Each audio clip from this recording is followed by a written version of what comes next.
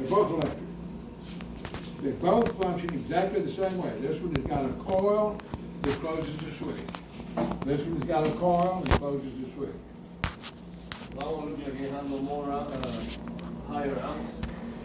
If it controls the load, it's a contactor. If it's a controlled device controlling other devices, it's a relay. This one relays the signal from the thermostat to the contactor. Make sense? Now, if it's a small load, this may carry the whole load, and at that point, it's not a relay anymore, it's become a contactor. So the definition of these two devices depends on how they're used. If it switches the load, it's a contactor. If it's just in the controlled circuits, it switches a contactor or something else, it's a relay. Make sense? All right, let's look at some more switches.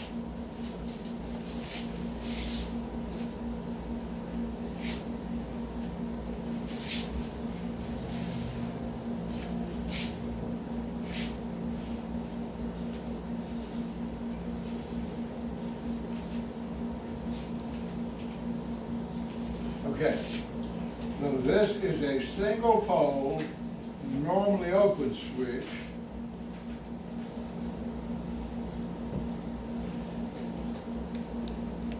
And this is a single pole, normally closed switch.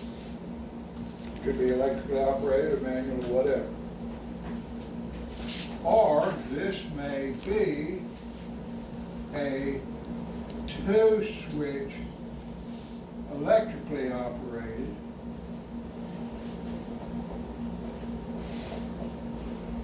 relay. One normally open, one normally closed. Or it might be shown, it may be shown like this. That would be normally open. That would be normally closed.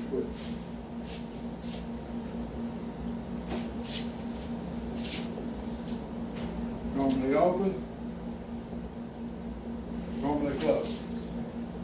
Now there are a number of switches in the whole page of these switches in the book. And you're on that page.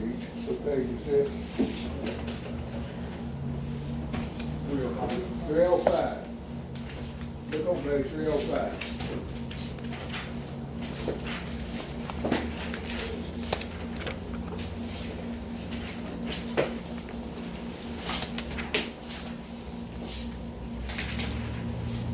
Okay. Question. See what do I use this thing? Looking at that circuit right there, that's 240 volts applied, right? What voltage would I have across this load right here?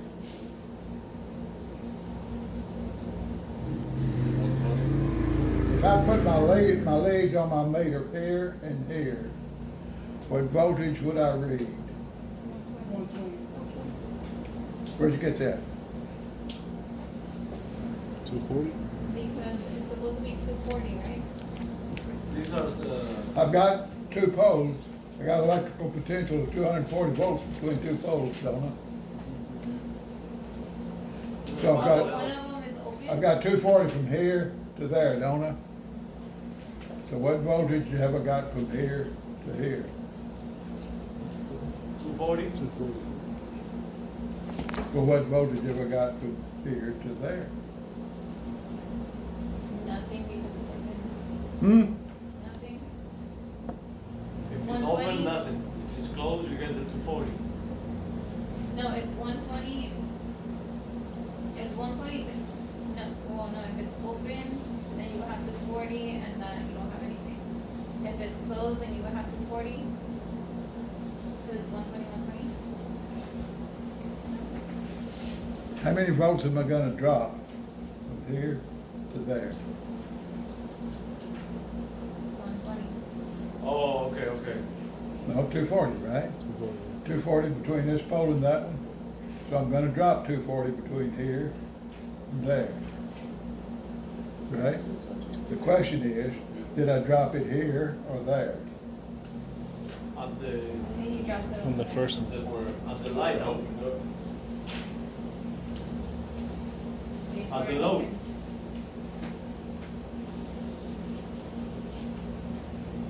How much current flowing through the load? 120. Current. Depends on the load. No, there's no 26. current flowing through the load because I broke continuity with an open Oh, switch. That one's open, okay, gotcha. So I'll have zero voltage Zero, here yeah, and 240 here. yes. One side of that switch is connected to this pole, the other side of that switch is connected to that one, is it not?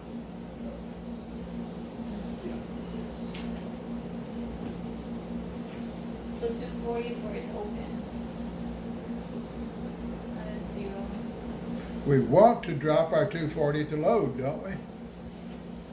So down here, where's the voltage drop?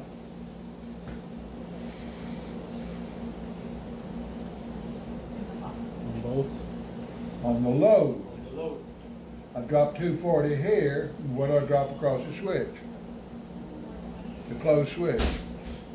It's 240. No, man, I've only got 240. I can't drop 480 on a 240 volt circuit, can I? 0. All right. What day is this? Thursday. 8. What? July the 8th, right? All right. When we get over there in the lab, the second day of lab, you're gonna get over there on some boards, electrical boards. And I'm gonna remind you that you were told on July the 8. 8th that we have 0 voltage across a closed switch and 240 volts across an open. And when you put your voltmeter across that switch and you say, it's closed because I got 240, what am I gonna say to you? Remember July the 8th? Yeah, so when it's open, it's 240. When it's closed, it's 0. Well, didn't we break continuity there? Now then, this side of the switch is connected to there, right? And this side of the switch is connected to there. But when I closed the switch, I moved from here. 240 all the way around. Well, now my resistance is here, right? So one way to think about a switch is an open switch offers enough resistance to stop current flow. Infinite resistance. An open switch, that gap there is air gap. An open switch offers enough resistance to stop the current flow.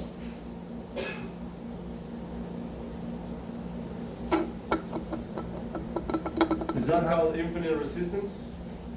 Well, as far as this particular thing, it might well be infinite. If I boosted that to 600 volts, it might blow right by it.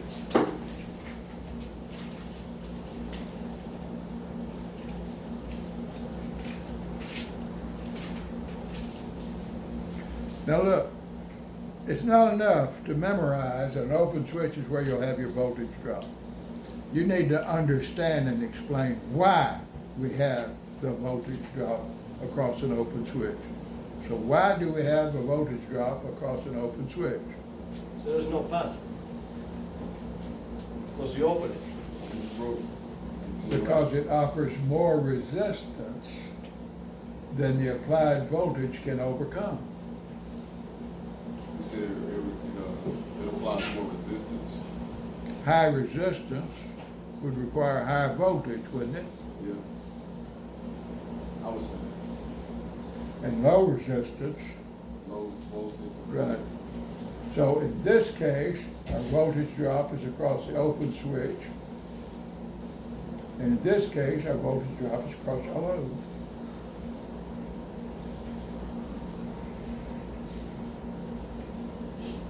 So on the open one, I'm gonna have 240, right?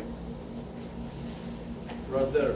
Yes, This side goes to one side of the load, So, this side goes to the other side. If it's 240, there's nothing dropping.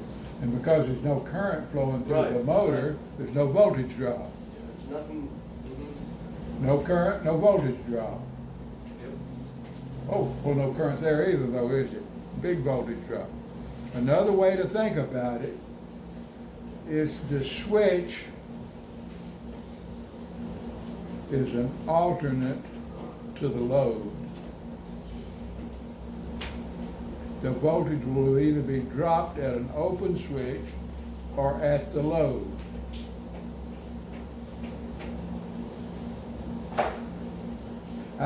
Remember, we're going to drop every volt that we apply. Plus how many? None. We're going to drop every volt, no more, no less. If I've got 240 volts, I'm gonna drop 240 somewhere. If I've got 210 here, I've got a 30 volt difference, right?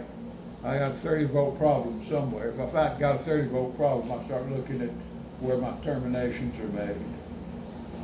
Looking for loose terminals.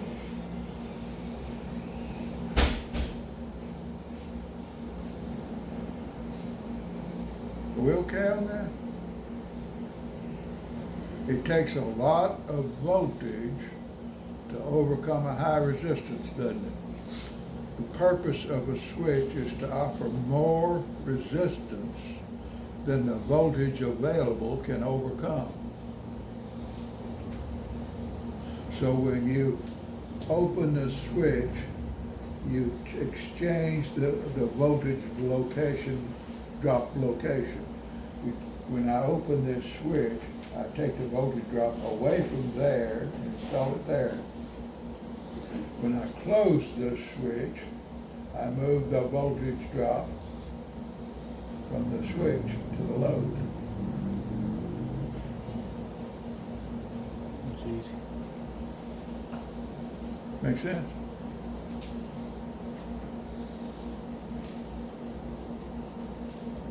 Not all that hard once you realize it, think about it, is it? So what do you need to know? If the system is not working and we have power, we start looking with our voltmeter and trying to see. So if that switch is supposed to be closed, it's supposed to be like this. It's supposed to be closed. And I don't have any voltage here, and I do have voltage there. What's the problem? Switch. If the switch is closed and I have voltage drop here and the motor isn't running, what's my problem? Motor. The motor.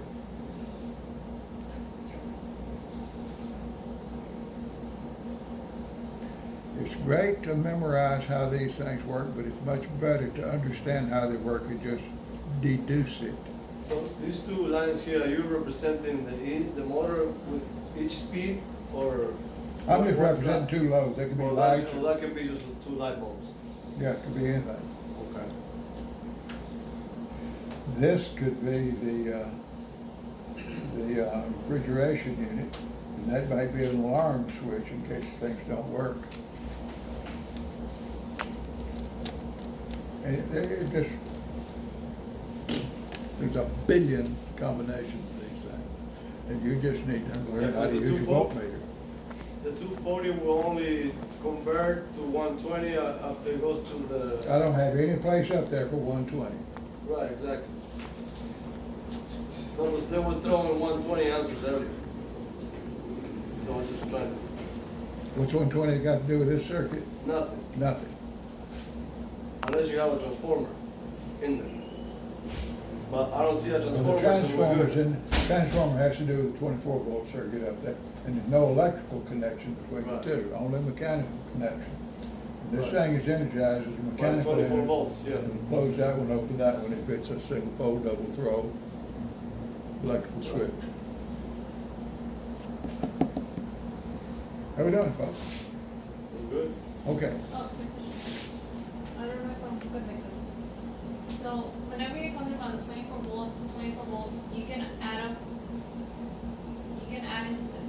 until 240, right? 'Cause that's what it could actually. No, The 24 volt is working the switch, and the 240 is what? But on the panel, you Comes can out, add comes out in 240 because it's set up for AC.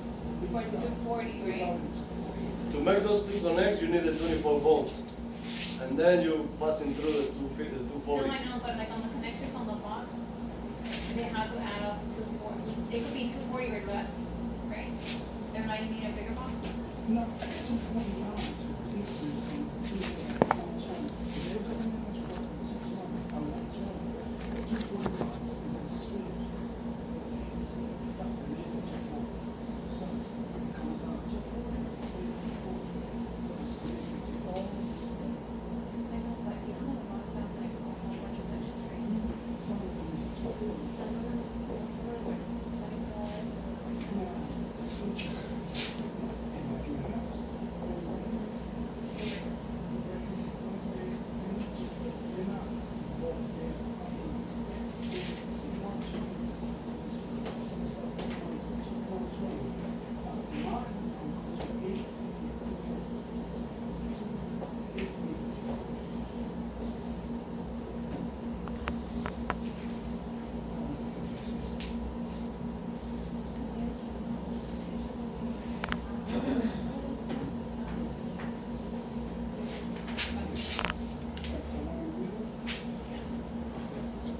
okay, so this is just a heating or cooling.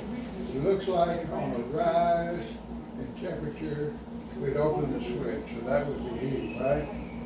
So this is a heating thermostat, and we're gonna turn on an electric heater, so. so one reason they ran into it comes out, it goes to the relay, so it can spin right up.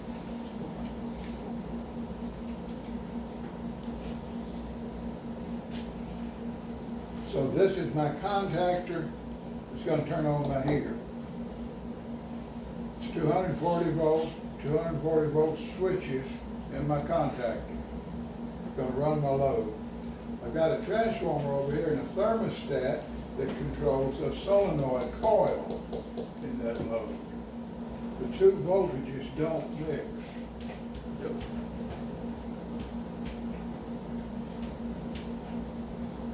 Right? Yes, sir.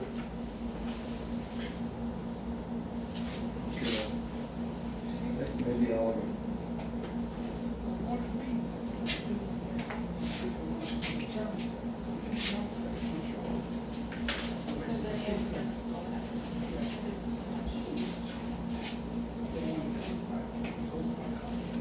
The relay, Yeah, because the way they always do it, it's only every system work.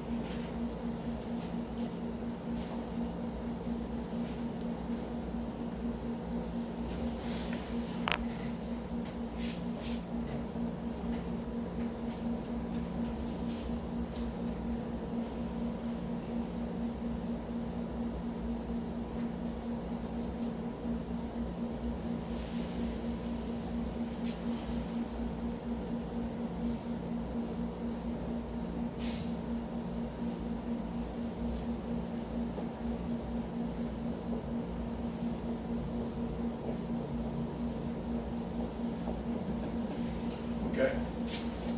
So here's a typical room thermostat. This is a fan switch. This is on, and this is auto.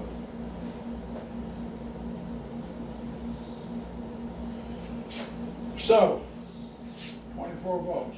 So this fan contactor, that's this coil right here.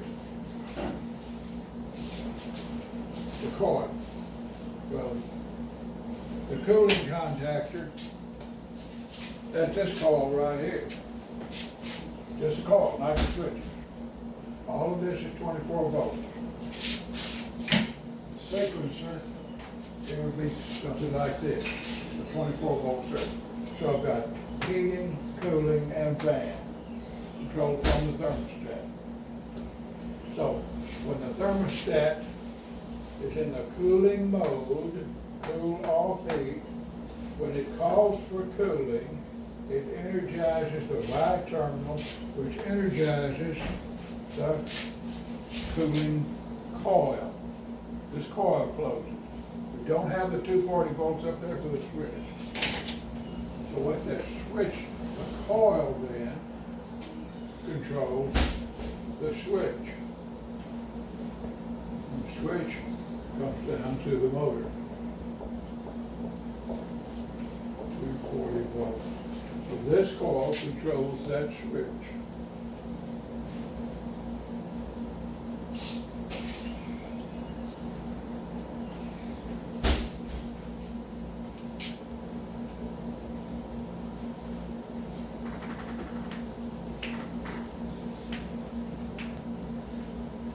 Is that more gooder?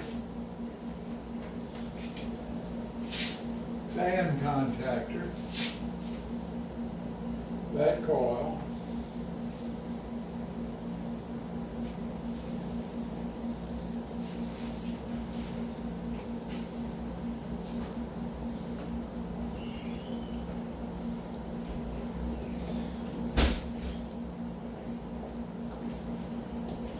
That coil feeds a fan motor. No, that coil feeds on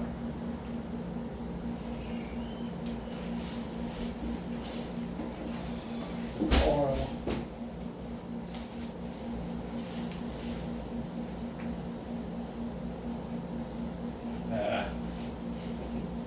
The coil, then we've got the two-speed aspect of it.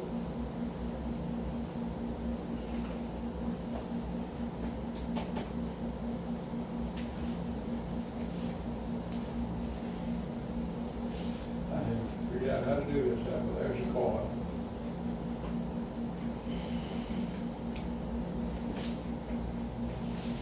Anyway, fan motors down here.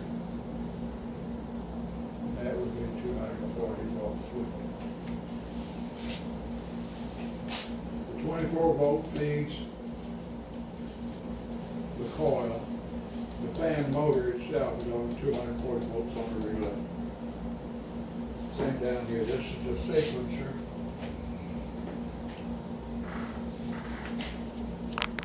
It's kind of like a starter of a car, you know, you got the thick wire and you got the little one going to the solenoid and it makes a big starter come on.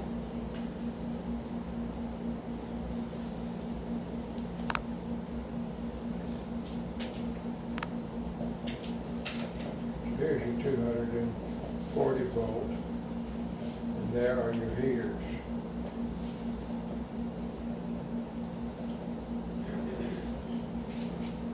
Resistance heaters.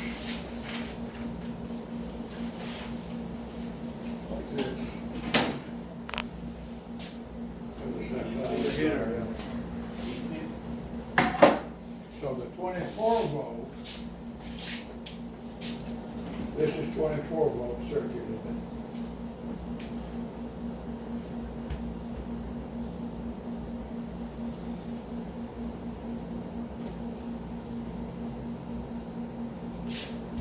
Twenty-four volts controls controls.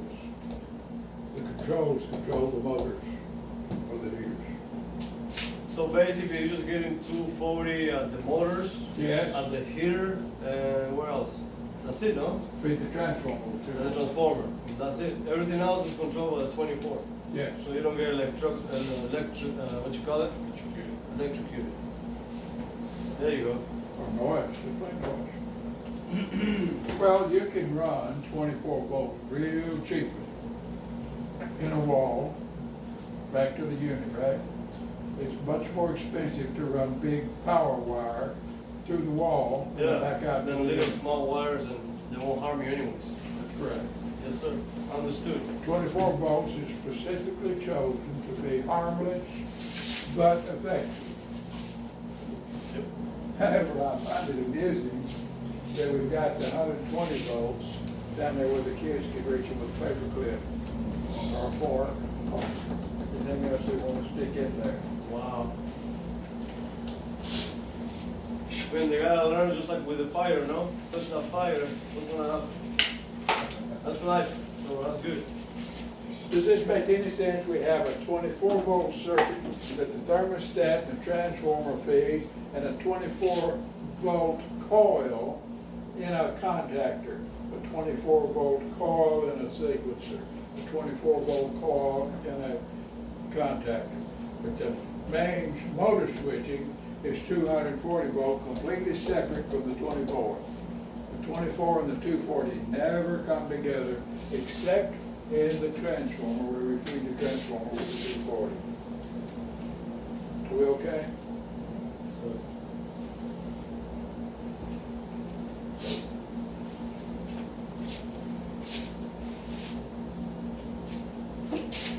Questions? What did we cover tonight? a lot. Systems. Are we okay on parallel load circuits? Yes, we are. Are we okay on the voltage drop on the loads of parallel load circuits? Are we okay on the current flow through parallel load circuits? Are we okay on the current flow through series load circuits? On the series low is whenever they sum up. All of them are, like Christmas tree lights used to be. One goes out and they all go out. Yeah. Are we okay on the voltage drops of individual loads on series circuits? Are we okay on switch actions? Normally open, normally closed. Single pole, double pole, single pole, double throw. That's pretty good night's work, isn't it? Do you remember what electricity is? What's electricity? The moving of electrons. It's force, Force, current, and resistance. Force, current, current, resistance, and resistance. volts, amps, and ohms. Where's the load? In the resistance, right? Volts and amps or power. Power, A volt amp is a watt. What? Watts, Watts. power. Power is volt amps, watts. And 1,000 Kilowatts. watts is a kilowatt. Okay. One last thing, then we'll go. How much does it cost to run a 100 watt light bulb if you're paying 10 cents per kWh? How long does it take? How much money does it cost to run a 100 watt light bulb 1 hour? For 1 hour. for 1 hour, how much? Huh? How much? 1,000 kilowatts? 100 watts. And I'm paying $1. 10 cents per kilowatt hour. I'm gonna run a 100 watt light bulb for 1 hour. How much does it cost me if my rate is 10 cents per kWh? About 10 cents per kWh. The watts to kilowatts. Huh? You gotta convert the watts to kilowatts. That's a good place to start.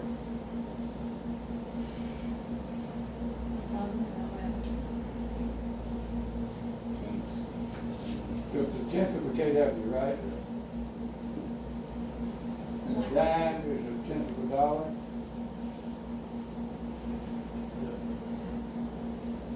Now, how much does it cost me to run a 100-watt light bulb 1 hour?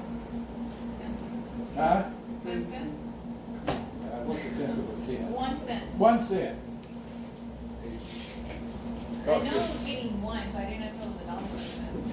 It costs you about a cent an hour to run a 100-watt light bulb. However, compressor motors are a lot harder than 100 watts, aren't they? Yep. So the issue before you is, can you look at the label on the machine, and tell a customer how much it's gonna cost him to operate that machine? So you look at the label, it says 240 volts and 20 amps. That gives you the watts right there. They give you the watts, right? And you can convert that to kilowatts, right? So 4,800 watts is 4.8 kW. Right. 4,800, why is it 4,800? I don't remember.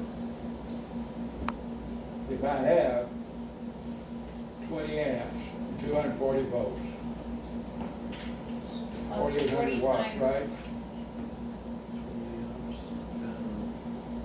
So that would be 4.8 kW. A dime a kW. 48 cents an hour. Okay? You need to be able to do that in your head quickly. We got homework to do. Practice, practice, practice. Don't look for anything new. Practice, practice, practice what you've already learned. Practice, practice. 17 repetitions will get it for most of them. 17? I thought it was 3. Well, think again. Okay, here's the deal. Do it 3 times and then see if you can do it without any help whatsoever. Okay, guys, y'all been a good bunch. I really Appreciate it. enjoyed tonight, and I appreciate you all very, very much.